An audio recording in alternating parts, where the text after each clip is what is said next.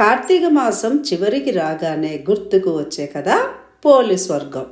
Police వర్గం అచ్చంగా తెలుగువారి కథ. కార్తీక మాసంలోని దీపం ప్రాధాన్యతనే కాదు, ఆ ఆచారాన్ని నిష్కల్మషంగా పాటించాల్సిన అవసరాన్ని సూచించే కథ అన్నమాట. అనగనగా ఒక ఊరిలో ఒక ఉమ్మడి కుటుంబం ఉండేది. ఆ కుటుంబంలో 5 కోడళ్ళు ఉండేవారు. వారందరిలోకి చిన్న కోడలైన పోలికి చిన్నప్పటి నుంచి పూజలన్నా వ్రతాలన్నా భగవంతుడన్నా చాలా ఆసక్తి. కానీ ఆమె ఆసక్తి ఆమె అత్తగారికి కంటగింపుగా ఉండేది. తనంతటి భక్తురాలు మరొకరు లేరని ఆ అత్తగారి నమ్మకం. ఆచారాల్ని పాటించే హక్కు ఆమెకే ఉందన్నది ఆమె అహంకారం కూడా. అందుకే కార్తీక మాసం రాగానే చిన్న కోడలిని కాదని మిగతా కోడళ్ళందరినీ తీసుకొని నదికి బయలుదేరేది. అక్కడ తన కోడళ్ళతో కలిసి చక్కగా నదీ స్నానం చేసి దీపాలను వెలిగించుకొని వస్తూ ఉండేది. ఈలోగా కోడలు ఎక్కడ దీపం పెడుతుందో అన్న అనుమానంతో దీపం పెట్టేందుకు కావలసిన సామగ్రి ఏది ఇంట్లో లేకుండా జాగ్రత్త పడి మరి బయలుదేరేవారు అత్తగారు. కార్తీక మాసంలో పోలి దీపం పెట్టకుండా ఉండేందుకు అత్తగారు చేసిన ప్రయత్నాలు అసలు సాగనే లేదు. పెరట్లో ఉన్న పత్తి చెట్టు నుంచి కాసింత పత్తిని తీసుకొని దానితో ఒత్తిని చేసేది పోలి. కవ్వానికి ఉన్న వెన్నని రాసి దీపాన్ని వెలిగించేది.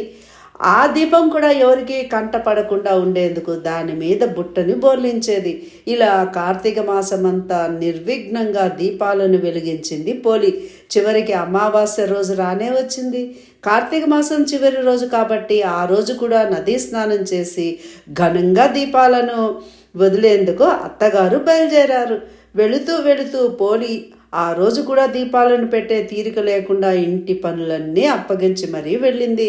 కానీ పోలి ఎప్పటిలాగే ఇంటి పనులను చకచకా ముగించేసుకుని కార్తీక దీపాలని వెలిగించుకుంది. ఎన్ని అవాంతరాలు వచ్చినా ఎంత కష్టసాధ్యమైనా కూడా ధర్మాచరణ చేసిన పోలిని చూసి దేవతలకు ముచ్చట వేసింది. వెంటనే ఆమెను బొందితో స్వర్గానికి తీసుకువెళ్లేందుకు విమానం కిందకి దిగి వచ్చింది. అప్పుడే ఇంటికి చేరుకుంటున్న అత్తగారు ఆమె కోడళ్ళు ఆ విమానాన్ని చూసి అది తమ కోసమే వచ్చిందనుకొని మురిసిపోయారు. కానీ అందులో పోలి ఉండేసరికి హతాశులయ్యారు. ఎలాగైనా ఆమెతో పాటుగా తాము కూడా స్వర్గానికి వెళ్ళాలనుకునే ఆత్రంలో పోలి కాళ్ళని పట్టుకొని వేలాడే ప్రయత్నం చేసినా ఉపయోగం లేకుండా పోయింది. విమానంలోని దేవతలు పోలికి మాత్రమే స్వర్గానికి చేరుకునేందుకు నిష్కల్మషమైన మనసు ఉందని చెబుతూ వారి కిందకి దించేశారు. ఈ నేపథ్యంలో తెలుగునాట స్త్రీలంతా పోలిని తలుచుకుంటూ అమావాస్య రోజు ఉదయాన్నే అరటి దొప్పలలో ఒత్తులను వెలిగించి నీటిలో వదులుతారు. ఈ నగర జీవితంలో మనకు దగ్గరలో చెరువులు నదులు అందుబాటులో ఉండే అవకాశం లేదు కాబట్టి టబ్బులలో ఈ దీపాలను వదిలే ఆచారము రూపాంతరం చెందింది. ఇలా వదిలిన అరటి దీపాలను చూసుకుంటూ పోలిని తలుచుకుంటారు ముత్తైదువులు.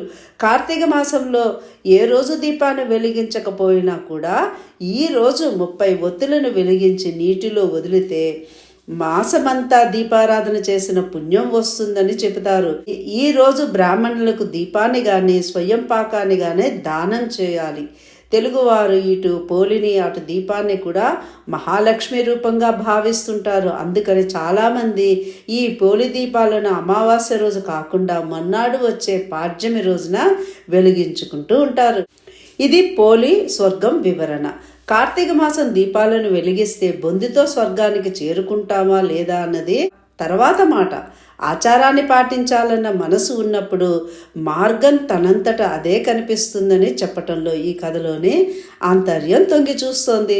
భగవంతుని కొలుచుకోవటానికి కావాల్సింది శ్రద్ధే కానీ ఆడంబరం కాదని కూడా చెప్తోంది. అన్నిటికీ మించి అహంకారంతో సాగే పూజలు ఎందుకు కొరగావని హెచ్చరిస్తూ కూడా ఉంటుంది. అత్తాకోడల మధ్య సఖ్యత ఉండాలన్న నీతిని బోధిస్తోంది కూడా. అందుకే ప్రతి కార్తీక మాసంలోనూ ప్రతి తెలుగు ఇంట పోలీస్ వర్గం కథ వినిపిస్తూనే ఉంటుంది, పూజ జరుగుతూనే ఉంటుంది. ఇది పోలీస్ వర్గం కథ. ఇంకోసారి ఇంకో విషయం విందాం. అందరికీ కార్తీక మాస శుభాకాంక్షలతో నమస్తే.